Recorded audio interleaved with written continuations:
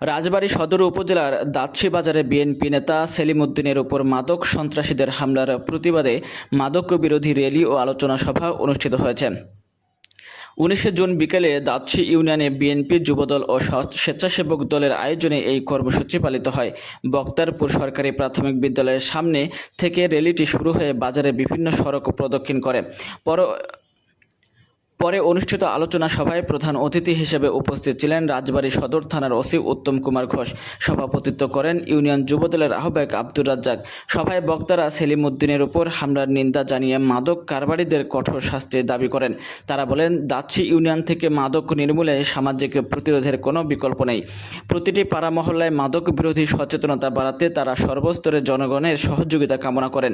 অনুষ্ঠানে আসন্ন ইউপি নির্বাচন চেয়ারম্যান পদপ্রার্থী জহুরুল ইসলাম নবী সহ দলের অন্যান্য অঙ্গ সংগঠনের নেতারা বক্তব্য রাখেন। কামনা চাই, যে কারণ মাদক নিয়ে একটা মহামারী একটা ধরা পড়ছে, সেটা আপনারা বলতেছেন। তো আপনারা কি কখনো আপনার ছেলে মেয়েদেরকে টেক কেয়ার করছেন কখনো, যে এই ছেলেটা আমার ছেলে কোথায় যায়, কার সাথে মিশে, রাত কখন বাড়িতে ফিরে, সেটা করেন নাই?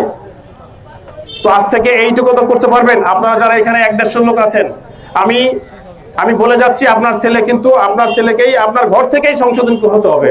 তো আজ থেকে আপনারা প্রতিজ্ঞা করেন যে আপনার ছেলে কোথায় যায়, কার সাথে মিশে, এই অন্তত এটা ফিডব্যাক নেবেন।